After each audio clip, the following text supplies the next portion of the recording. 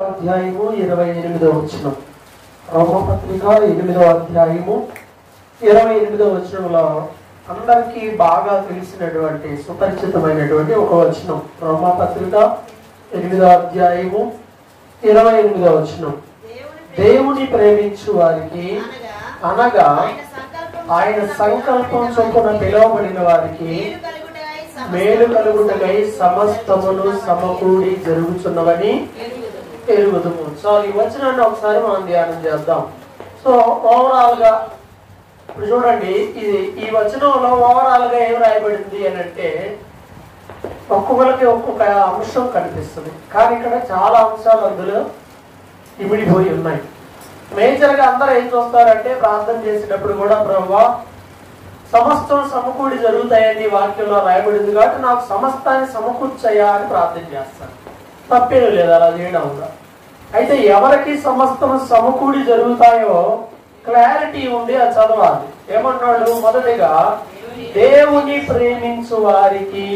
Number 1 మొదటి rule ఏంటంటే దేవుణ్ణి ప్రేమించే వాళ్ళకి. ఆల్టర్నేట్ ఏంటి? అసలు దేవుణ్ణి ప్రేమించడానికి బదులుగా మనం దేన్ని ప్రేమించగలం? దేవునికి బదులుగా మనం ఆప్షన్, ఒకవేళ దేవుణ్ణి ప్రేమించలేదు ఏ వ్యక్తి అయినా అంటే ఇక ప్రేమ ఇంకా ఎటువైపు ఉంటుంది? ఎటువైపు ఉంటుంది? ఆప్షన్ 1 లోకం. ఇంకేదైనా లోకంలో ఉన్నవన్నీ అవన్నీ సబ్ పాయింట్స్. ఒక పాయింట్ ఏంటంటే లోకాన్ని ప్రేమించడం. మనందరికీ తెలుసు, యోహాను తన పత్రికలు అంటాడు కదా, ఏమన్నాడు? ఎవడైనా లోకమును ప్రేమించొద్దు. 1వ యోహాను పత్రిక 2వ అధ్యాయం 17లో అంటున్నాడు, ఎవడు లోకాన్ని ప్రేమించొద్దు. ఎవడైనా లోకాన్ని ప్రేమిస్తే తండ్రి ప్రేమ వాడిలో ఉండదు అంటాడు. మనం ఇద్దరు ఇటు లోకాన్నన్నా ప్రేమించాలి, దేవుణ్ణన్నా ప్రేమించాలి. సగం లోకాన్ని సగం దేవుణ్ణి ప్రేమిస్తేనేమో అటు ఇటు కాకుండా అయిపోతుంది. అది అసలు చెల్లదు. పూర్తిగా 0 చుడితేనే ఎగ్జామ్ లో చెల్లుతుంది. సగం చుట్టాను టైం లేదని సగం రుద్దేశానండి, టైం అయిపోయిందంటే అది రైట్ అయినా అది లెక్కలోకి రాదంటాడు. అసలు ఇప్పుడు కంప్యూటర్ గమనం ఎలా ఉందంటే పూర్తిగా రుద్దాలి దాన్ని బాగా, మరీ దాటిపోకూడదు, అలానే గ్యాప్ ఉండకూడదు, మరీ విడ్డూరంగా ఉంటా ఉంటాయి. పూర్తిగా దేవుణ్ణి ప్రేమించాలి లేదా పూర్తిగా లోకంలో ఉంటారు ఆప్షన్. అంతేగాని ఈ మిడిల్లో ఉన్నది అసలు అటు ఇటు కానీ వర్గం అవుతారు. కాబట్టి దేవుణ్ణి ప్రేమించే వారికి దేవుణ్ణే ప్రేమించాలి. దేవుణ్ణి ప్రేమిస్తే ఏంటి, లోకాన్ని ప్రేమిస్తే ఏంటి అని విశ్వాసులందరికీ ఒక క్లారిటీ ఉంటుంది. లోకాన్ని ప్రేమిస్తే మనకేమొస్తుంది? లోకాన్ని ప్రేమిస్తే మనకేమొస్తుంది? లోకాన్ని ప్రేమిస్తే తండ్రి ప్రేమ వాళ్ళలో ఉండదు, పోద్ది. ఏం పోద్దంటే తండ్రి ప్రేమ మనలో ఉండదు. ఓకే, సరే. లోకాన్ని ప్రేమించడం వల్ల మన కొరిగేది ఏమొస్తుంది? ఆలోచిస్తా ఉన్నారంటే ఏది రాదని అర్థం. మీకు ఎప్పటికి అర్థం కాలేదు అంటే ఏమొస్తుంది అంటే వాటిలో ఏమి రాదు, జీరో, నథింగ్. అక్కడ ఏమి ఉండదు, ఏమి ఉండదు. తాత్కాలికమైన సంతోషమే ఉంటుంది, అది కూడా తాత్కాలికమే. ప్రయోజనం ఏముండదు, శాశ్వత కాలమైనవి కాదు. కానీ విశ్వాసకు వచ్చే శోధనలు ఏంటి అని అంటే లోకాన్ని ప్రేమిస్తావా, దేవుణ్ణి ప్రేమిస్తావా? ఈ శోధనలే వస్తా ఉంటాయి. ఈ శోధనలోనే మనిషి కొట్టుమిట్టాడుతూనే ఉంటాడు. చాలా మంది జీవితాల్లో, వాళ్ళ విశ్వాస జీవితంలో ఒక్కొక్కటి పోగొట్టుకుండే కొలది ఒక్కొక్క మెట్టు ఎక్కుతుంటారు, ఒక్కొక్క దాన్ని సంపాదించుకుంటారు. గుర్తుపెట్టుకోండి ఈ పాయింట్ బాగా. ఒక్కొక్కటి నీలో నుంచి పోయే కొలది నువ్వు ఒక్కో మెట్టు ఎక్కుతున్నట్టు, నువ్వు ఒక్కొక్కటి పొందుకుంటున్నట్టు. అన్నీ పెట్టుకొని ఎక్కడమో జరగదు, పొందుకోవటము జరగదు. ఆశ్చర్యం ఏంటంటే ఇవన్నీ పోగొట్టుకోవడానికి చాలా టైం పట్టింది. ఇవన్నీ పోగొట్టుకోవాలంటే మనుషులకి చాలా అంటే చాలా టైం. 40 ఏళ్ళు పట్టొచ్చు, 50 ఏళ్ళు పట్టొచ్చు, ఒక్కొక్కరికి పోయే కాలం దాకా పట్టొచ్చు. ఎంత త్వరగా, ఎంత సింపుల్ గా మనం వాటన్నిటికి దూరంగా ఉంటామో, లోక సంబంధమైన వ్యర్థమైన వాటికి, దేవునికి అంత దగ్గరగా ఉండగలుగుతాం. మనకి లోకంలో ఉన్న వాటి మీద ప్రేమ వ్యామోహము దేవునికి మనల్ని దూరం చేస్తుంది, దైవత్వానికి దూరం చేస్తుంది. దేవుడు తన వాగ్దానం చేసిన సమస్తం ఈ సమకూర్పు అనేది ఏదైతే ఉందో అది నెరవేర్చకుండా నీలో ఆటంకం నీకేంటి అంటే నీలో ఉన్నవే నీ ఆశీర్వాదానికి ఆటంకంగా మిగిలిపోతాయి. మనం తీసేసుకోవాలి వాటిని.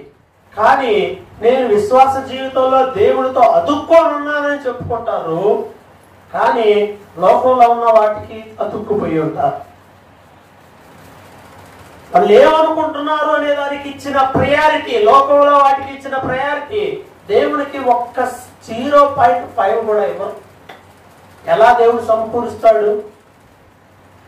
లోక సంబంధమైనటువంటి నాలెడ్జి, లోక సంబంధమైన తెలివితేటలు, లోక సంబంధమైనటువంటి వాటి మీద అన్ని తెలుసుకోవాలి. లేకపోతే అవి కూడా వాటిలో మనకు కొంచెం ప్రావీణ్యం ఉండాలి.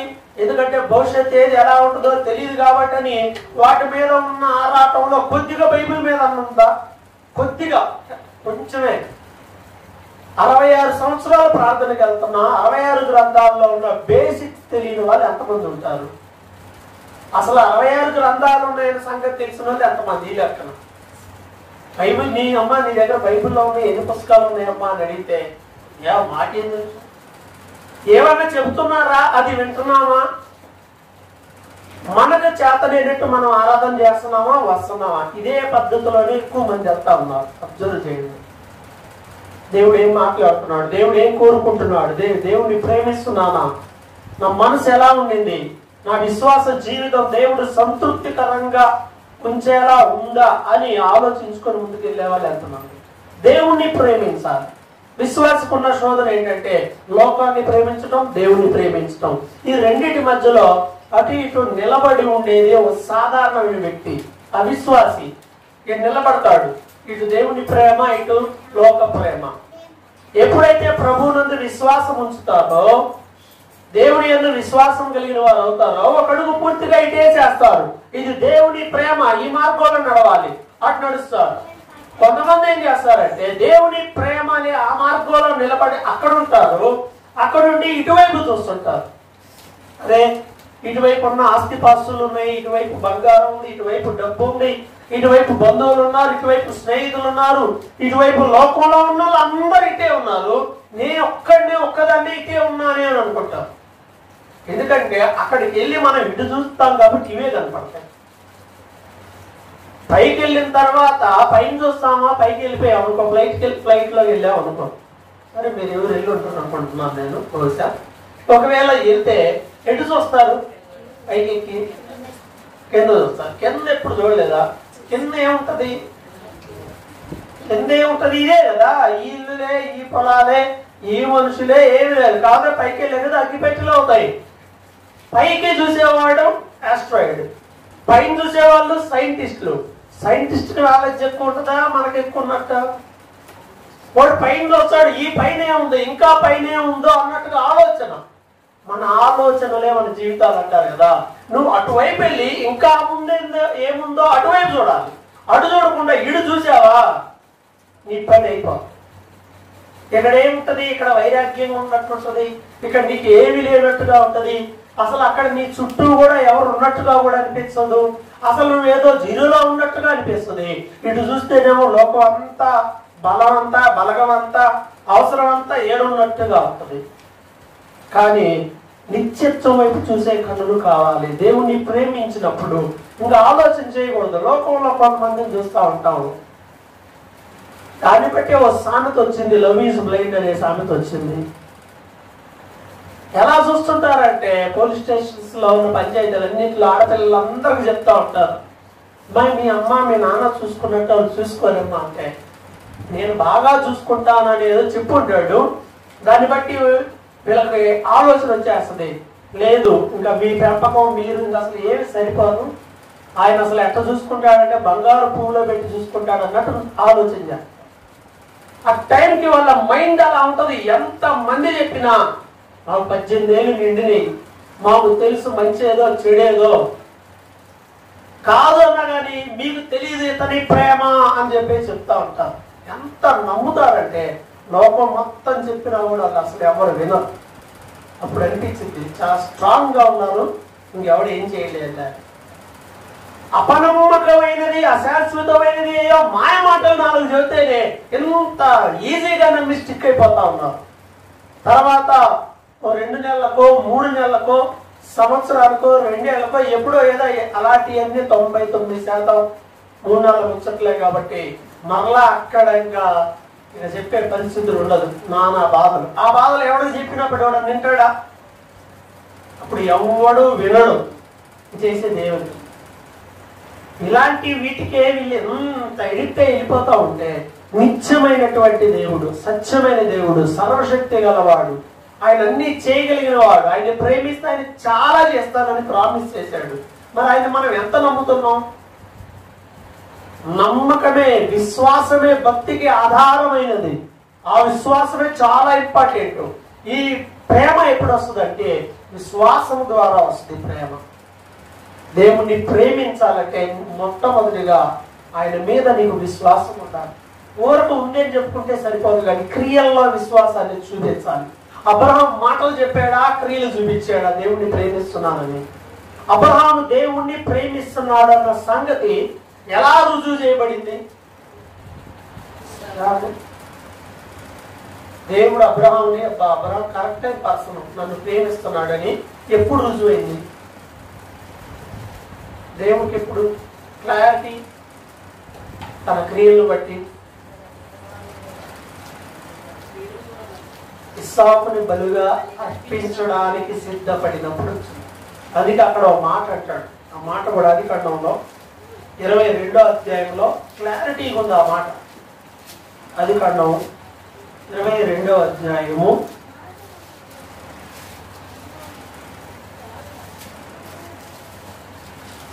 12వ వచనంలో చూడండి. చిన్నవాని మీద చెయ్యి వేయకము, అతనేమీ చేయకము, నీకొక్కడైనా నీ కుమారుని నాకు వెలి తీయలేదు గనుక నీవు దేవునికి భయపడువాడు అని ఇందువలన నాకు కనపడుచున్నది. దేవుడికి ఒక క్లారిటీ వచ్చింది, నాకు ఇతను భయపడతాడు, ఇతను నేను చెప్పింది చేస్తాడు, ఇతను నన్ను ప్రేమిస్తాడు, నా మాట వింటాడు అనే క్లారిటీ ఎప్పుడంటే ఆయన తన ఒక్క కుమారుడైన ఇస్సాకును బలిగా ఇవ్వడానికి సిద్ధపడినప్పుడు క్లారిటీ వచ్చింది. అలాగే మన జీవితంలో కూడా చాలా పోవలసినవి పోవాలి, పోగొట్టుకోవాల్సినవి పోగొట్టుకుందాం, ఎక్కాల్సిన వాటిని ఎక్కుదాం, పొందుకోవాల్సిన వాటిని పొందుకుందాం, నిత్యమైన వాటిని పొందుకోవాలి, శాశ్వతమైన వాటిని పొందుకోవాలి. ఈ లోకంలో ప్రతి మనిషి బ్రతకడానికి అవసరమైన ఏంటి? ఈ లోకంలో ఉన్నాం, ఓకే, ఈ లోకంలో నాకు ఖచ్చితంగా కావాలి అని అనుకుంటారే, అవి ఏమేంటి? బేసిక్ ఏముండాలి? ఫస్ట్ ఆహారం ఉండాలి, ఆహారం వాటర్ ఇవన్నీ కావడం, తర్వాత ఉండడానికి గృహం కావాలి. ఈ రెండు చాలా అంటే చాలా ఇంపార్టెంట్. నిత్యమైన వాటిలో కూడా దాన్ని వెతకగలుగుతున్నాం మనం. నేను నిత్యం ఉండే నివాసం నాకు ఒకటి కావాలి. రెండు ఉన్నాయి, ఇక్కడ దేవుడి ప్రేమ, ఇక్కడ లోక ప్రేమ ఉన్నట్టుగా ఇక్కడ నిత్యమైంది, ఇది నిత్యమైంది. ఇక్కడ నిత్యము దేవుడితో హ్యాపీగా ఉండే భాగ్యం ఉంది, ఇటువైపు నిత్యం అగ్నిగంధకాలతో మండే భాగ్యం ఉంది. ఏ భాగ్యం కావాలనేది మన కోరికే. నువ్వు ఆప్షన్ ఇది తీసుకుంటే భూలోకం ఉన్నప్పుడు దాంట్లోనే హ్యాపీగా పర్మినెంట్గా ఉంటావు. కష్టం నష్టం ఇది తీసుకుంటే దాని ప్రకారం ముందుకు వెళ్ళిపోవాలి. అది మన చేతిలో. ఆడికి వెళ్ళిన తర్వాత ఎవరిని అనడానికి లేదు. ఎందుకని ఈ చాయిస్ తీసుకుంది మనమే కాబట్టి, మన ఎంపిక. నువ్వు దేవుడిని ప్రేమించడానికి ఎంచుకుంటే ఆయన మనకు కావాల్సినవి ఇస్తాడు. నిత్యమైన నివాసాలు ఎవరిని ఇస్తారా? నిత్యమైన నివాసాలు ఇస్తారా? ఎప్పుడో ఇందిరాగాంధీ ఉన్నప్పుడు ఇల్లు పేదవాళ్ళందరికీ చక్కగా మొదటిసారిగా దాదాపుగా అప్పుడే ఇంద్రం బిల్లు అంటే ఓ చిన్నదైన కనీసం ప్రతి పేదవాడికి ఇల్లు అందాలని గవర్నమెంట్ ఇల్లులు కట్టించడం మొదలు పెట్టింది. కాలం మారింది. ఆ తర్వాత అందరు చూసి ఏ ఇల్లులు రా అన్నారు. ఒకప్పుడు అవే లేక చచ్చారు. పూరి గుడిసెల్లో బతికిన జనరేషన్ దాదాపు ఇప్పుడున్న జనరేషన్ కి పూరి గుడిసెల్లో బతికిన అనుభవం దాదాపు ఇప్పుడున్న తరానికి ఉంటుంది. 40 ఏళ్ళు ఆ వయసున్న అందరికి. అంతకు ముందు ఒక 70, 80 ఆ దశకంలో ఉన్నప్పుడు వాళ్ళందరికీ అప్పుడు చాలా వారమే. ఇప్పుడు అదే దగ్గర తీసుకెళ్ళిపోయి ఇది మన ఇల్లు అనంటే ఎవరు ఉండే పరిస్థితిలో లేరు. అవసరమైతే అద్దెపైన ఉంటాం, జీవితకాలం అద్దెకుంటాం. అద్దెకుంటే ఏముంది? మహా అయితే అన్నేళ్ళు ఉంటాం అద్దెకి, 30 ఏళ్ళు ఉంటారు అద్దెకి, 40 ఏళ్ళు ఉంటారు. సంవత్సరానికి 1,00,000 రూపాయలు అద్దె వేసుకుంటే అపార్ట్మెంట్లో ఫ్లాట్లో 40 ఏళ్ళు ఎంత? 40 లక్షలు. నువ్వు ఇల్లు కనుక్కుంటే కోట్లు పెట్టి అపార్ట్మెంట్లో అద్దెకుంటే కావాల్సిన అపార్ట్మెంట్లు ఉండొచ్చు, కావాల్సిన సెట్టింగ్లో ఉండొచ్చు, అవసరాన్ని బట్టి మారొచ్చు. సింపుల్ కదా. ఈ ఇంటానికి హార్డ్గా ఉంటాయి, దానికి చాలా కష్టంగానే ఉంటాయి. తర్వాత అపార్ట్మెంట్ పడేసిన తర్వాత మనకు వచ్చే స్థలం ఎంత అంటే ఈ టేబుల్ అంత వచ్చి కింద 100 మంది ఉంటారు ఆ పైన. ఎవరికి ఏంటంటే ఇది ఈ ముక్క నీది మళ్ళీ అనుకోండి పైన కట్టుకోవడమే. మరలా అన్ని లక్షలు పెట్టుకోవాల్సిందే. నిత్యమైన నివాసాలు లేవు ఇక్కడ. పాట పాడుతోంది అంటారు కదా, నిత్యమైన నివాసం ఇక్కడ ఏదీ లేదు. నిత్యమైన నివాసం ఎక్కడ ఉంది? ప్రభు దగ్గర ఉంది. ప్రభు ఏర్పాటు చేసే గృహాలు నిత్యమైనవి. మరి పరలోకంలో నాకు ఒక స్థలం, పరలోకంలో నాకు ఒక గృహం, పరలోకంలో నేను ప్రభువుతో పాటు యుగ యుగాలు జీవించాలి. ఈ విధమైన ఆశ ఆలోచన ఉన్నవాడు దాని వైపు చూడాలి. విశ్వాసులు అటు చూస్తున్నట్టుగానే ఉన్నారు కానీ మెల్లకండ్లాగా తయారవుతున్నారు. ఎటు చూస్తున్న అర్థం కాదు, అది ఎటు చూసేది అర్థం కాదు పాపం, అది కంటి స్వభావం. అలాగే విశ్వాసులు ఆ కన్ను పెడతారు. ఏదా ఇటు అట అంటే అటు తిప్పుతాడు ఇటు తిప్పుతాడు. ఓ పక్కన ఉండదు. నీ కన్నులో అటు ఇటు చూడక సరిగా నీ ముందు సూటిగా చూడు. ఎటో ఇటో అటో ఒక పక్కన చూడు. అటు చూస్తుంటావు ఇటు చూస్తావు. 2 కళ్ళు ఇచ్చాడు కదండి దేవుడు. దేనికి ఇచ్చింది? కళ్ళు 2 అయినా కానీ చూపు మాత్రం ఒకటే అయి ఉండాలి. అటు ఇటు చూడటానికి కాదు ఇచ్చింది. కళ్ళు 2, చూసేది ఒకటే దాన్ని చూస్తా అంటే 2 మీద వద్దు అనే దానికి కూడా. కాబట్టి మనము దేవుని ప్రేమించే వారంగా ఉండాలి. విశ్వాస జీవితంలో ఎంతమంది దేవుని ప్రేమిస్తున్నారు? దేమా అనేటువంటి వ్యక్తి ఉన్నాడు, అందరికీ తెలుసు. తిమోతి రాసిన పత్రికలో ఈ దేమ అపోస్తలుడైన పౌలుతో పాటు పరిచర్యలో చాలా కాలం ఉన్నాడు. చాలా పత్రికల్లో ఇక్కడ తిమోతి, దేమ వీళ్ళు నీకు వందనములు చెప్పుతున్నారని ఆయన మాట చాలా సార్లు రాయబడింది. కానీ ఒక సందర్భంలో 2వ తిమోతికి రాసిన పత్రికలో 4వ అధ్యాయంలో ఇంకో మాట రాశాడు. దేవా గురించే రాశాడు. 9వ వచనంలో ఈ మాట రాయబడింది. 196వ పేజీ.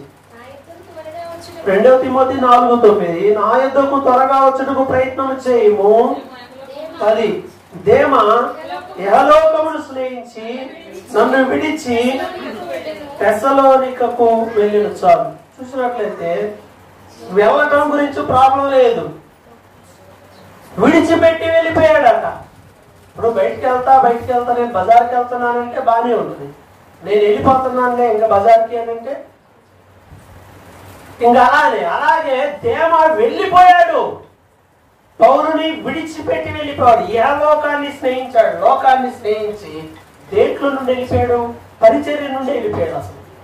అసలు పరిచర్య నుండి ఎవడన్నా వెళ్తాడా? జనరల్ ఎవరన్నా పరిచర్య వదిలిపెడతారు అంత ఈజీగా? ఎంత భారం లేని వాళ్ళు అయితే వదిలిపెడతారు. కానీ వదిలిపెట్టే పరిస్థితులు ఉన్నా కానీ దేనికి? భారానికి కూడా కాదు. కానీ ఇంకొక ఆప్షన్ ఉంటుంది, భయం.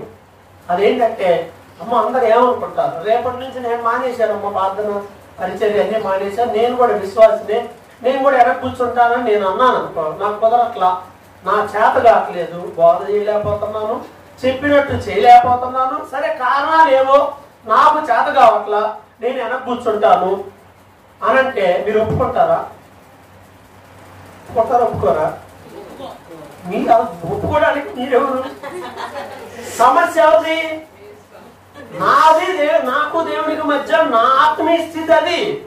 అలా కాదు, నువ్వు ఎట్టైనా ఉండి పర్వాలేదు, మాకు మాత్రం నీతి మాటలే చెప్పంటారా? మరి అదే ఒప్పుకోను అనేది దాని అర్థమైంది.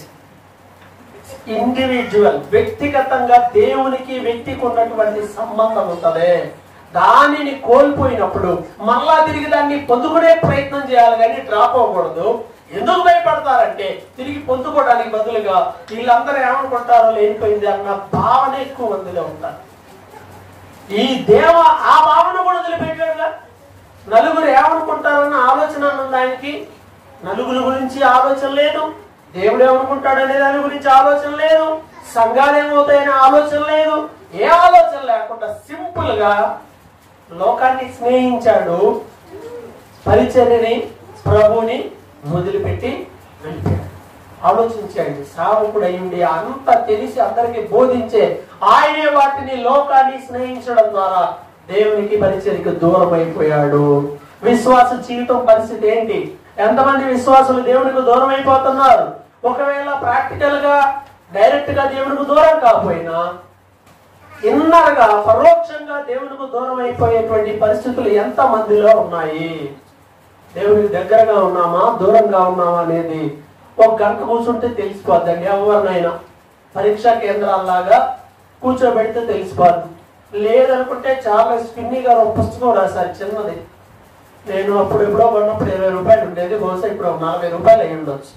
మార్కెట్లో అవైలబుల్ గుంటుల్లో చిన్న పుస్తకం అది. అది చదివితే అర్థమైపోద్ది, క్లారిటీ వచ్చేస్తుంది. అసలు చెప్పే పనే లేదు, మనకు మనమే మార్పులు వేసుకోవచ్చు ఈజీగా. మన ఆత్మీయ జీవితాన్ని మనం కొలుసుకోవాలి విశ్వాస జీవితంలో, లేకపోతే ప్రమాదం ఉంది, పడిపోయే ప్రమాదం ఉంటుంది. మనం అనుకుంటాం మేము బాగానే ఉన్నాం కదా. ఎదిగేవాడు ఎప్పుడు కూడా అలా అనుకోడు. పరుగెత్తేవాడు పరుగు పందెంలో పర్లేదే, ఎలా పరిగెత్తాను నేను, పర్లేదు ఈ మాత్రం పరిగెత్తాను అని అనుకోడు. వాడి టార్గెట్ ఒకటే, గమ్యం. అక్కడ దాకా వేగం పెంచుకుంటూనే వెళ్తానే ఉంటాడు. స్లోగా మొదలు పెడతాడు, స్పీడ్గా వెళ్తాడు, ముగిస్తాడు. అలా ఉండాలి తప్ప కొంచెం దూరం పరిగెత్తి ఏడా పరిగెత్తాం, అమ్మో ఎంత ఎత్తెక్కాం, ఎంత దూరం పరిగెత్తాం అనుకుంటే పడిపోతాడు. విశ్వాస జీవితంలో ఒక బలమైన పాఠం, దేవుణ్ణి ప్రేమించాలి. నీకు అన్ని సంకల్పం చొప్పున నీకు అన్ని సమకూడాలి అంటే నువ్వు దేవుణ్ణి ప్రేమించాలి. దేవుణ్ణి ప్రేమిస్తున్నావా? సింపుల్. భౌతికంగా చాలా లెక్కలు ఉంటాయి మన ఆత్మీయ జీవితాన్ని కొలుసుకోవడానికి. సమాజంలో నువ్వు హీనంగా చూడబడితే ఒప్పుకుంటారా దానికి? సమాజం అంతా అసలు నిన్ను అసలు పట్టించుకోరు. నువ్వు ఒప్పుకుంటావా? నిన్ను ఎవరు పట్టించుకోరు. నీకు అసలు లెక్కలో తీసేస్తారు, నీకు అసలు విలువే లేదు. అప్పుడు ఏముందిలే అని అనుకుంటావా? అనుకోవా? అనుకుంటావా? అనుకుంటే మంచిదే. ప్రాక్టికల్ గా కష్టంగా ఉంటది. ఏముందమ్మా నీదేమో నువ్వు వదలపో ముందు అని ఇంట్లో నలుగురు మధ్యలో ఉన్నప్పుడు నువ్వు వదలవు అంటేనే మనకు ఫీలింగ్. నలుగురులో ఉన్నప్పుడు ఒక మాట అన్నావు అనుకో, నలుగురులో ఉన్నప్పుడు అంటే ఇంకెంత బాధో. నలుగురు ఉన్నప్పుడు నన్ను అందరిలో పట్టుకొని ఇన్ని మాటలు అన్నావా, అసలు ఈ పోత ఎందుకన్నాడు ఏమన్నాడే తీసేసేస్తారు అందరూ. నలుగురిలో ఉన్నప్పుడు ఎలా అనాలా. తిమోతికి పౌలు గారు ఏం చెప్తాడంటే, అందరి ఎదుట కఠినముగా గద్దింపు అని అంటాడు సంఘం.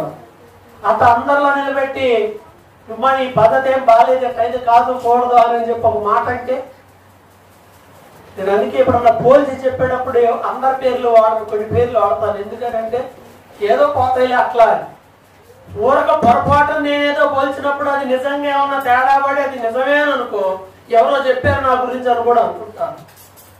సమాజంలో మనకు కొన్ని ధైర్యాలు లేవు. కొన్ని ధైర్యాలు మనం కలిగి ఉండాలి సమాజంలో. నువ్వు తిరస్కరించబడే ధైర్యం నీకుండా. మనుషులు నిన్ను ద్వేషిస్తారు, దాన్ని భరించే ధైర్యం నీకు ఉండాలి. నిన్ను సిలువ వేస్తారు, నీకు అసలు విలువ లేకుండా చేస్తారు, ఎన్నిక కూడా చేయబడవు. అప్పుడు ఓకేనా? అప్పుడు ఓకే అమ్మాయి పర్వాలేదు, ఏం పర్లేదులే అని అనుకుంటామా? అనుకో. ఎందుకంటే లోకం ఏం చేస్తుందంటే, లోకం ఎప్పుడు ఐడెంటిఫికేషన్ కోరుకుంటుంది, గుర్తింపు కోరుకుంటుంది. లోకంలో ఉన్న వాళ్ళ తత్వాలు కూడా ఎలా ఉంటాయంటే గుర్తింపు కోరుకుంటారు. అబ్బాయి ఇక్కడ ఉన్న వాళ్ళందరిలో సూపర్ అని ఒక 2 పేర్లు చెప్పను అనగానే నా పేరు చెబితే బాగుందని అనుకోరా? మానవ సంబంధమైన మెప్పు కాదు కానీ దైవికమైన మెప్పును కోరుకోవాలి. దేశం మొత్తంలో అసలు చిరుగే లేదా సింధుకే అని ప్రధానమంత్రి ప్రకటన చేశాడు అనుకో, లోకంలో గొప్పే, మంచిదే, తప్పేం లేదు, అలాంటివి వస్తే మంచిదే. అయితే లోకంలో ఒక రోజుకి ఇప్పుడు చరిత్రలో చూడండి, చరిత్ర పేజీలు చూడండి, ఎవడి పేరు ఎవడు కనపడట్లా. అసలు నిజమైన అన్ని కనపడడం వల్ల ఈ రోజు జయించి గొప్ప వాళ్ళగా ఉన్న వాళ్ళు కొంతకాలం వెళ్ళిన తర్వాత వాడిని ఎవడు పట్టించుకోవడం వల్ల ఇవన్నీ అశాశ్వతమైనయే. ఒకప్పుడు ఆయన ఉండేవాడు సూపర్లో, అయిపోయింది 4 రోజులు అయిన తర్వాత ఎవడు పట్టించుకోడు, వాళ్ళ పిల్లలను కూడా ఎవడు పట్టించుకోడు. స్వతంత్ర సమరయోధులు ఉన్నారు, ఎవరు పట్టించుకున్నారా? అందరూ పట్టించుకుంటారు. అమ్మో ఏ స్వతంత్ర సమరయోధురాలు మనవరాలంటే ఆవిడ అని దండేసి దండం పెడతారా? లోక సంబంధమైన గుర్తింపు అవన్నీ అంతవరకే. కానీ అబ్రహాం పిల్లలు అని చెప్పండి దేవుడి దగ్గరకు వచ్చి, వాళ్ళకు ఒక వాగ్దానం ఉంది. అబ్రహాం లేకపోయినా అబ్రహాం పిల్లడు వాడి సంతానం, దైవికమైనటువంటి వాగ్దానం, దైవికమైన దీవెన ఉంది. ఎందుకంటే ఆ రోజున దేవుడు వారిని ప్రేమించాడు, ఆ రోజు అబ్రహాముకు సమకూర్చాడు. వాళ్ళ పిల్లల పిల్లల పిల్లల తరములకి అది అలాగే సెట్ అయిపోయింది. శాశ్వతమైనటువంటి నిత్యమైన ఆశీర్వాదం దేవుడు ఇస్తే మామూలు దేవుడవు. మనం ఏమనుకుంటామంటే అభివృద్ధి అని అనుకుంటాం. అభివృద్ధి వేరు, ఆశీర్వాదం వేరు. అభివృద్ధి లోకంలో వాళ్ళకి లేదా? దేవుడిని నమ్మని వాళ్ళు అభివృద్ధి చెందట్లేదా? వాళ్ళు కార్లు కొనుక్కొని జరగట్లేదా? వాళ్ళు పెద్ద పెద్ద బిల్డింగ్లు పెట్టి మహా కోటీశ్వర్లు కాలేదా? వాళ్ళందరూ దేవుడిని నమ్మారా? అది అభివృద్ధి. ఆశీర్వాదం దేవుడిచ్చేది శాశ్వత కాలం ఉంటుంది, తర్వాత తరాలకు దీవెనకరంగా ఉంటుంది, నిత్యమైనది, ఆత్మకి ఇచ్చేటువంటిది మొదటిది, మిగతా అన్ని తర్వాత. దేవుని ప్రేమించే వారికి ఇవన్నీ కూడా జరుగుతాయి. దేవుణ్ణి ప్రేమించాలి. దేవుణ్ణి ప్రేమించేటప్పుడు లోకాన్ని ప్రేమించుకోవడం. లోకంలో ఉన్న ఏంటి? శరీరాశయం, నేత్రాశయం, జీవపడము అని చెప్పాడు. మరి ఈ శరీరానికి చాలా ఆశలు, ఆలోచనలు ఉంటాయి, చాలా కోరికలు ఉంటాయి, రకరకాల కోరికలు ఉంటాయి. యవ్వన కాలంలో ఉండే వాళ్ళకి రకరకాల ఆలోచనలు ఉంటాయి. ఒక వయసు వచ్చాక ఒక రకమైన, అసలు ఏంటో మారుతుంటాయి తప్ప పోయి అనేవాళ్ళు లేరు. మారుద్దంటే చిన్నప్పుడు ఏం కావాలి? బొమ్మలు కావాలి. అయిపోయింది, ఆ ఏజ్ అయిపోయింది, సర్టెన్ నాలెడ్జ్ వచ్చింది, యవ్వన కాలం వచ్చింది. యవ్వన కాలంలోకి రాగానే కొంత అలంకారం మీద, కొంత అందం మీద అది అయిపోద్ది. నడి వయసుకు వచ్చే చేస్తారు. నడి వయసుకు వచ్చిన తర్వాత ఏం కావాలి? నగలు కావాలి, స్థిరత్వం, డబ్బులు కావాలి, ఇల్లు, ఇవి కంపేర్ చేసుకొని వాళ్ళ కన్నా మేము బాగుండాలి, అది కూడా అయిపోద్ది. ఆ తర్వాత ఇంకా స్టేటస్ కావాలి, సమాజంలో గుర్తింపు కావాలి. ఇలా మనిషి చచ్చిపోయేదాకా ఏదో ఒకటి కోరుకుంటాడు కదా, నాకు ఇంకేమవుతుంది, దేవుడు ఉంటే చాలు, నువ్వు ఉంటే నాకు చాలు అనేది అంతా సగం అబద్ధాలే పడతాడు. దేవుని మీద ఇక దేవుడు తప్ప నాకు వద్దని అనుకుంటే ఈ ఆరాటాలన్నీ ఎందుకు? లోకంలో ఆరాటాలన్నీ ఎందుకు? దేవుని కోసం ఏమైనా చేస్తున్నావా? దైవికంగా ఏమైనా చేస్తున్నావా? చచ్చిపోయే వాళ్ళు కదిలించినా కానీ వారి మైండ్లో నుండి ఈ బంగారం అనేదాన్ని అసలు తీసేయలేము. చచ్చిపోయిన తర్వాతే ఏదైనా అనేటట్టుగానే ఉంటారు. ఎందుకు అంటే చచ్చిపోయిన దాకా కూడా ఎందుకంటే కుదరదు, ఉండాల్సింది. సరే, అందరికి అన్ని అదే యాంగిల్లో ఉంటారు. మా అక్క మమ్మల్ని అడుగుతూ ఉంటారు, వేరే చెప్తా ఉంటారు. ఆశలు వేరు, ఆలోచనలు వేరు. మనకు ఆ దైవికమంగా ఉండే వాళ్ళకి కొనుద్దని కాదు. ఇప్పుడు బెస్ట్ ఏంటంటే కొనుక్కొని అక్కడ పెట్టుకుంటే అవసరాన్ని పెట్టుకొస్తుంది. అయ్యే మన ఆశలు, ఆలోచనలు అవే అయ్యి ఉండకూడదు అని అంతే. నాకేం అవసరం లేదు అని అనుకుంటే వాటి బదులు ఆల్టర్నేట్ ఇంకోటి ఏదో అంతే. కానీ మన ఆశ, ఆలోచనలు దేని మీద ఉంటున్నాయి? విశ్వాసంలో ఎదగాలండి, లోకంలో అవి చేయాలి, ఇవి చేయాలి, ఈ పేరు కోసం. ఈ మూడే, శరీరాశలు, నేత్రాశ, శివుడమ్మ, ఈ మూడింటిని జయించాలి కదా. ఆకలి జయించాలి, నిద్ర జయించాలి. సులభముగా చిక్కులు పెట్టి పాపంలోని బిల్లీ గ్రామ్ గారు వచ్చిన పుస్తకం రాశారు. సులభముగా చిక్కులు పెట్టి పాపాలు చిన్నయే, చచ్చిపోతారు. నిజంగా తినకుండా ఆగలేరు కొంతమంది. ఆ వాసన వస్తుందంటే చాలు చేస్తాం, తినాలి. టెంప్టేషన్, డాక్టర్ చెప్తాడు తినొద్దు అని. అప్పుడు ఏం చేస్తాం? ఆ డాక్టర్లు అంతే చదువుతారు, ఒకసారి తింటే చచ్చిపోతామైంది, ఇంకా అది ఆగదు. రకరకాల ఏం ఆగకుండా అంత ఆగలేకపోతారంటావా? జయించాలి. ఆకలిని ప్రభు జయించాడు. అది పెద్ద శోధన కనపడలా. శరీరాశలు అవన్నీ, నిద్ర, ఆకలి, అసూయ, ద్వేషం, ఇవన్నీ కనపడవు. ఇవి చాలా మనిషిని నాశనం చేసేటువంటివి. వాటిని జయించాలి. నేత్రాశలు, మన కంటి కనపడినవన్నీ మనకు కావాలనిపించింది. అదే నా దగ్గర ఉన్న దానికన్నా నీ మోడల్ ఇంకా బాగుంది, అయితే ఏం చేయాలి? అది కొనుక్కోవాలి, అది చేయాలి. అరే దీనికన్నా అదే బాగుంది. మనం కంపేర్ చేసుకుంటా ఉంటాం ఎప్పుడు. నాకన్నా వాళ్ళు మెరుగ్గా ఉన్నారే, నాకన్నా వాళ్ళు బాగున్నారే, నాకన్నా వీళ్ళు బాగున్నారే. ఒకరికి ఫోన్ చేసి మాట్లాడుతుంటే నాకు ఒక శోధన ఉంది, ప్రార్థన చేయండి అన్నారు. ఏం శోధన ఉంది అది? ఏంటో ఈ మధ్యకాలం ఒక 4 రోజుల నుంచి నా చుట్టూ వాళ్ళందరిని చూసుకొని నేను ఎందుకు ఇంత హీనంగా ఉన్నాననే ఫీలింగ్ నాలో కలుగుతుంది అని చెప్పేసి, అంత హీనంగా ఉన్నారనే ఫీలింగ్ వేధిస్తుందంట, నిద్ర మానేయట్లేదంట. అసలు ఇదేం ఫీలింగ్ రా, దరిద్రమైన ఫీలింగ్ ఇదేంటి, ఏమో ఇది ఒక ఫీలింగ్ అంతే. నేను చెప్పాను, సరే పోనీలే, నీకు నువ్వు అలా అనుకుంటే దాన్ని ఎవరు మార్చలా. దేవుడు ఇచ్చిన అవయవాలన్నిటికీ సుందరం ఉంది, అన్ని బాగున్నాయి కదా, అన్ని బాగున్నాయి, బాగున్నాయి అనుకోవాలి అంతే. బాగానే ఉన్నాయి, బాగున్నాయి అనుకోవాలి. బాగోలేదు, నేను బాగోలేదు, నేను సన్నగా ఉన్నాను, నేను లావుగా ఉన్నాను, లేదా నేను నల్లగా ఉన్నాను, నేను తెల్లగా ఉన్నాను, ఎర్రగా ఉన్నాను, ఇవన్నీ రకరకాల ఫీలింగ్స్ మనిషి మనసుల్లో ఉంటా ఉంటాయి. బాగా అందంగా ఉన్నానని గర్వించింది ఒక ఆవిడ, పేరు గయానా. ఏమైంది, ఆ ముఖం అసలు దారుణంగా తయారైంది. అసలు ఇంకెవడో చూడటానికి వీల్లేనంత దారుణమైన పరిస్థితి. ఎవడో పట్టించుకోడు అడవి పువ్వుల్ని. ఎంత అందంగా ఉన్నాయని ఎవడన్నా అడవి పువ్వులు పట్టుకుంటాడా? కానీ అవి చాలా బ్యూటిఫుల్ గా ఉంటాయి. అందం అంటే ఇంకా అక్కడే బైబిల్ చెప్తుంది, అందం అంతా వాటిలోనే ఉంది, అడవి పువ్వుల్లోనే ఉంది. కాబట్టి మనలో మనకే కొన్ని ఫీలింగ్స్ వస్తూ ఉంటాయి విశ్వాస జీవితంలో. ఓ నాకేం లేదే, సడన్ గా నేను చచ్చిపోతే ఏంటి పరిస్థితి, చచ్చిపోతే ఏం పరిస్థితి ఏంది, డబ్బులుంటే మంచి పెట్టి తెస్తారు, లేకపోతే జనరల్ పెట్టి తెస్తారు, తీసుకెళ్ళి ఆడేస్తారు, 3వ రోజు ప్రార్థన పెడతారు, డబ్బులు ఎక్కువ ఉంటే ఒక 15 రోజులు ప్రార్థన పెడతారు, బాగా డబ్బులు ఉంటే బిర్యానీ పెడతారు, లేకపోతే మామూలుగా నాలాంటి పిలిచి ఏం లేదు లేరా పెట్టి పంపించేయాలి. సరే ఏముంది దాంట్లో, చచ్చిపోతే ఏంటి, నేను చచ్చిపోతే తర్వాత ఫ్యామిలీ పరిస్థితి ఏంటి, ఎవరు చచ్చిపోరు, దూకరు ఎవరు. నేను కూడా ఇంకా నాకు జీవితం లేదు నేను చచ్చిపోతే అని ఎవరు దూకుతారా? ఆప్షన్స్ ఏ ఉండవు, ఇవన్నీ మన భ్రమలు. అమ్మో ఆయన అంటే నేను లేకపోతే ఉండలేడండి, హాయి ఉంటారు అట్టండి, దొరుకుతుందా? కాబట్టి ఈ భ్రమలోకంలో బతకొద్దా అని వాళ్ళు ద్వేషించమని చెప్పడంలా ఓవర్గా అనమాట. దేవుడికి దూరం అయ్యేంత, దేవుడికి దూరం అయ్యేంత. ఈ చేత్తో కరెంట్ చాలు తగిలింది నీకు, ఈ చేత్తో పట్టుకోమని చూద్దాం. లేదు ఆప్షన్ ఇద్దరిలో ఒకళ్ళే బతుకుతారు, ఎవరో అని చెప్పమనండి చూద్దాం. నాకు వద్దులేండి, ఆమె బతకనియండి అని చెబుతారా? పోనీ అట్లానే చెబుతారా? మనుషులు ఆలోచనలన్నీ డిఫరెంట్గా ఉంటాయి. అందువల్ల మనం శరీరాశల మీద, నేత్రాశల మీద, జీవపు డమ్మం, లోకంలో ప్రగల్భ సంబంధాలు, ప్రగల్భాలు లేదా ఈ లోక సంబంధమైనటువంటి అధికారాలు, హోదాలు, వాటి మీద ప్రేమ ఉంటుంది కొంతమందికి.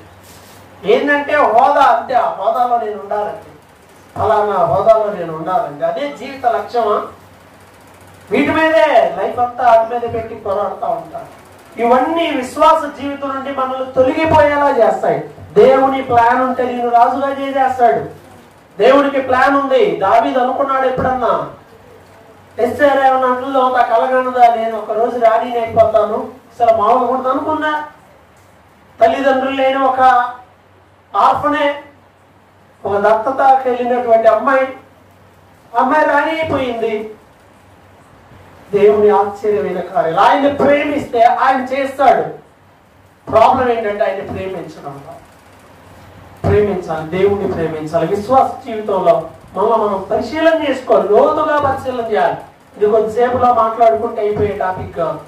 లోతుగా మనల్ని మనం పరిశీలన చేసుకోవాలి. నేను దేవుణ్ణి ప్రేమిస్తున్నానా? ఎలా ప్రేమించాలి దేవుణ్ణి? దేవుణ్ణి ఎలా ప్రేమించాలి? పూర్ణ హృదయముతో, పూర్ణ ఆత్మతో, పూర్ణ బలముతో, మన బలమంతా, మన మనసంతా, మన ఆత్మ అంతా ఆయనతో, ఆయనకి అది ప్రేమించుకోవచ్చు. ఆజ్ఞలన్నింటినీ ఫిల్టర్ చేస్తే వచ్చే 2వ ఆజ్ఞల్లో మొదటి ఆజ్ఞ అదే, దేవుణ్ణి ప్రేమించాలి. మరి ఎంతవరకు దేవుణ్ణి ప్రేమిస్తున్నాం? లోకంలో ఆశలు ఏమి లేవా? ఇంకా నీకేమి లేవా? ఇంకా దైవికమైన ఏంది, ఓకే అలా పెడదాం. లోకంలో నీకేమైనా కావాలి అని ఆప్షన్ అడిగితే ఏం చెప్తారు? ఏమి లేవా? ఉన్నాయనంటే నువ్వు పనికిరావని, పనికిరాని తప్పకట్లే. లోక సంబంధమైనది అసలు మనం పాయింట్ గమనించట్లా. అదేంటంటే దేవుణ్ణి ప్రేమించే వారికి అనగా ఆయన సంకల్ప చొప్పున పిలువబడిన వారికి మేలు కలుగుటకై సమస్తం సమకూడి జరుగుతాయి. ఆటోమేటికల్, అది ఆటోమేటిక్. దేవుడిచ్చే ప్యాకేజ్ లో నీకు అన్నీ ఉంటాయి. నాకు వెళ్ళి ఇప్పుడు భోజనం హోటల్కి వెళ్ళి భోజనం అంట, భోజనం అంటే ఏంటి? ఉట్టి రైసే తెచ్చిపెట్టి తిను అంటావు. నువ్వు వద్దనే వరకు నువ్వు తింటావా? అమ్మో ఈ వంకాయ కూర తిందండి, ఏం బంగాళదుంప తిందండి అని వాడికి తెలియదు కదండి. అన్నీ తెచ్చిపెడతాడు నువ్వు వద్దంటే తప్ప. దాంట్లో అవన్నీ ఇమిడిపోయి ఉంటాయి. నువ్వు ఒకసారి అక్కడ పే చేస్తే నీకు కావాల్సినవన్నీ వస్తాయి, ఇస్తాయి. అలాగే దేవుడు ఏం చేస్తానన్నాడు అక్కడ? మేలు కలుగుటకి సమస్తము సమకూడి జరిగింది. సమస్తం అంటే నీకు కావాల్సినవన్నీ నేను ఇస్తాను అని అంటే ఇంకా ఆలోచన దేనికంటారు? నీకు కావలసినవన్నీ నేను ఇస్తాను అని అంటే ఆప్షన్ జీతం చెప్పకుండా మీకు కావలసినవన్నీ నేను చూసుకుంటాను అని అంటే మనం ఏమడుగుతాం? జీతం ఎంత అండి అని అంటే ఏమంటారు? పిచ్చి గొర్రెలు అంటున్నది. నీకు కావలసినవన్నీ అంటే నీకు నెలకి ఏం కావాలి మొత్తం ఉన్నాయి దాంట్లోనే. నీకు కావలసినవన్నీ ఇస్తానంటే హ్యాపీ కదా. నువ్వు అడిగితే ఎంత అడుగుతావు? మన బుద్ధి పుట్టినంతే అడుగుతాం, అంతే కదా. తక్కువే అడుగుతాం. మనం ఎప్పుడు మనల్ని మనం తక్కువ అంచనా వేసుకుంటాం. మనల్ని మనం ఎప్పుడు తగ్గించుకోకూడదు. దేవుడు ఎప్పుడు తగ్గించడు. నీకు కావలసినవన్నీ అంటే నీకు కావలసినవన్నీ ఉంటాయి దాంట్లో. నీకు కావలసినవన్నీ ఉంటాయా అంటే అన్నీ ఉంటాయి. వేడి నీళ్ళు ఉంటాయా? అన్నీళ్ళు ఉంటాయా నా కాడ? నీకు కావలసినవన్నీ ఉంటాయి. సమస్తము అంటే అర్థం ఏంటి? ఏ టు జెడ్ అని. మనకేమో అన్ని డౌట్లేదు. ఆడది ఉంటుందా, ఇది ఉంటుందా. వాటి వల్ల చాలా నష్టం, అనుమానం, అవిశ్వాసం, ఇవన్నీ ఏం పెట్టుకోకూడదు. కాబట్టి గ్రహించాలి. ఏం గ్రహించాలంటే దేవుణ్ణి ప్రేమిస్తే మనకేమి ఇస్తాడు? ఆయన సమస్తము ఇస్తాడు. సమస్తము సమకూడి జరుగుతున్నవి జరుపుతాడు. ఆయన జరుపుతాడు. మనుషులు జరపనప్పుడు దేవుడు జరుపుతాడు. మనకు నమ్మకం ఉండదు. ఆయన పోషించేవాడు. బైబిల్ చెప్తుంది ఆకాశ పక్షులను ఆయన పోషించట్లేదా? పోషిస్తున్నాడు కదా. మరి మనల్ని పోషించడా? సింహం పిల్లలైనా లేమిలవి ఆకలి ఉంటాయి కానీ ఆయన ఆశ్రయించిన వారికి ఏ మేలు కుదువై ఉండదు. ప్రభా నేను నిన్ను నమ్మాను, నీ మార్గంలో నడుస్తున్నా, నన్ను పోషించు అని నువ్వు ప్రార్థించు అంతే. అసలు ఆయన బాధ్యత ఆయన చూసుకుంటాడు. కానీ మనమేమో మా అరణ్యంలో ఇశ్రాయేలీలాగా మాకు అది ఇస్తాడట, ఈ అరణ్యంలో దేవుడు తేగలదా, ఈ అరణ్యంలో ఇది చేయగలదా? ఉల్లిపాయలు ఏడబుంటాయి? భూమిలోనే కదా. ఆయన తెలుసుకుంటే ఈ రావా పైకి? ఇవి లేవు, అవి లేవు. ఆకాశం నుంచే వచ్చి కురిసింది మన్నా, కురిసింది మాంసం కూడా ఇంటి ముందుకు వచ్చేసి అన్ని కొనిటి పెట్టి తెచ్చుకోవడం వచ్చి తింటమే పెట్టి తినండి అని వదిలేసాడు. మొత్తం రెడీ అయి వచ్చింది. వండి ఎదురు పార్సల్ ఆర్డర్ పెడితే వచ్చినట్టు వచ్చింది. కడుపారా తిన్నారని బైబిల్ చెప్తుంది. ఎలా తిన్నారు? కడుపారా తిన్నారు. దేవుడు పోషిస్తే తృప్తిగానే పోషిస్తాడు. 5 రొట్టెలు 2 చేపలు పెట్టాడు. తగ్గింది ఎవరికన్నా తగ్గాయన్నారా? 12 గంపలు మిగిలిన తలా ఒక గంప తీసుకున్నాను. తర్వాత మరలా పోషించాడు, మరలా మిగిలిని. కాబట్టి మన దేవుడు మనల్ని ఏం చేస్తాడు? పోషిస్తాడు కాబట్టి దాని గురించి మనకు ఆలోచన అవసరం లేదు. కానీ మనం చేస్తుంది ఏంటంటే ఆయన పోషిస్తాడా, ఆయన చూసుకుంటాడా, ఆయన చేస్తాడా అనే డౌట్లు ఎక్కువ వస్తూ ఉంటాయి. మా పిల్లల పరిస్థితి ఏంటి, మా పిల్లల రేపు వాళ్ళ చదువుల పరిస్థితి ఏంటి, ఇలాంటివన్నీ వస్తాయి. ఆలోచనలు పెట్టుకోవాలి. ప్రాబ్లం ఏంటంటే మనల్ని డైవర్ట్ చేసే ఇవేంటి అవేంటి ఏమి సమకూర్చి పెట్టి వెళ్ళిపోయారు మన పితరులందరూ. మనం చేయగలిగినవి మనం చేద్దాం, దేవుడికి అప్పగించుదాం. అమ్మో వీడు ఎట్ట బతుకుతాడో, ఈ అమ్మాయి ఎట్ట బతుకుతుందో, వాళ్ళకేమవుతుందో, ఇవన్నీ తీసి ఆపలేసేయండి. దేవుడు అన్నిటినీ చూసుకుంటాడు. ఒకవేళ నీ ఎదుట అన్ని ఫెయిల్యూర్సే కనపడుతున్నాయి, అన్ని ఓటములే. చదువు రావడం లేదు, ఉద్యోగం రావట్లేదు, పెళ్లి కావట్లేదు, వ్యాపారంలో డెవలప్మెంట్ లేదు, చేసే పనులు ఇవి లేదా, నో ప్రాబ్లం. ఒక్కటే ప్రశ్న అప్పుడు, నేను దేవుణ్ణి ప్రేమిస్తున్నానా? ఒకే రూల్, నేను దేవుణ్ణి ప్రేమిస్తున్నానా, నువ్వు దేవుణ్ణి ప్రేమించు, నీకు అన్ని ఇస్తాననే వాగ్దానం నెరవేర్చబడుతుంది. దేవుణ్ణి పూర్ణ హృదయంతో దేవుణ్ణి ప్రేమించాలి. పూర్తిగా మన మనసు అంతా దేవుడి మీద పెట్టి ప్రేమిస్తే దేవుడు ఏం చేస్తాడు? మనల్ని పోషిస్తాడు.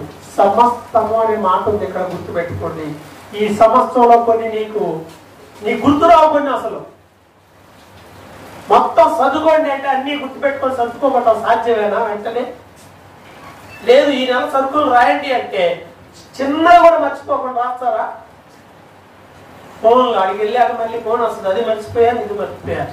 అది కూడా అయిపోయి మళ్ళీ ఇంటికి వచ్చిన తర్వాత అన్ని ఎదురేసుకొని అదే ఇది మర్చిపోయానే తెచ్చుకోవడం. అంటే నీకేం కావాలో నీకే తెలియదు, దేవుడికి తెలుసు, ఆయనకి తెలుసు, అన్నీ తెలుసు. ఎందుకంటే ఆయన మనవలే శోధింపబడ్డాడని బైబిల్ చెప్తుంది. ఆయన ఈ లోకానికి వచ్చాడు మనిషిలాగా, ఆయనకు అన్నీ తెలుసు. ఈ సృష్టిని నిర్వహిస్తున్నాడు ఆయన. కాబట్టి నీకేం కావాలో తెలుసు, పిల్లలకి ఏం కావాలో తెలుసు, మనందరికి ఏం కావాలో తెలుసు. విశ్వాసంలో ఒకే ఒక కీ ఏంటంటే దేవుణ్ణి ప్రేమించి పూర్తిగా దేవునికి అప్పగించడం. పూర్తి విశ్వాస సంబంధమైన హృదయంతో ఎవరు ఇది చేస్తారో వాళ్ళ జీవితాల్లో ఫలితాలు ఉంటాయి. ఎగ్జాంపుల్స్కి వెళ్తే, ఇప్పుడు టైం అయింది కాబట్టి ఎగ్జాంపుల్స్ చెప్పే పని లేదు. దేవుణ్ణి ప్రేమించి ముందుకెళ్ళి సమస్తాన్ని పొందుకున్న వాళ్ళ పేర్లు చెప్పమంటే బైబిల్లో చాలా ఉన్నాయి. అబ్రహాము దేవుని ప్రేమించాడు, కొలతలన్నీ దేవుడు ఇచ్చేసేసాడు, అన్నీ ఇచ్చేశాడు దేవుడు. దేవుణ్ణి ప్రేమించాడు యోసేపు, ఆయన చెప్పినవన్నీ నెరవేర్చాడు. వాళ్ళ కుటుంబానికి స్పెషల్ దీవెన ఇచ్చాడు యోసేపుకి. అందరికి ఒక్కొక్క గోత్రానికి ఒక్కొక్కటి అయితే యోసేపు అనే పేరు తీసి పక్కన పెట్టి మనషే ఎఫ్రాయిం అని 2 పేర్లు చేసి 2 కాళ్ళు వచ్చినాయి వాళ్ళకి, 2 వంతులు వచ్చినాయి వాళ్ళకి. దేవుడు 2 అంతల దీవెనలు ఇచ్చాడు యోసేపుకి. మోషేను దేవుడు పిలిచాడు, మోషే దేవుడి పిలుపుకు లోబడ్డాడు.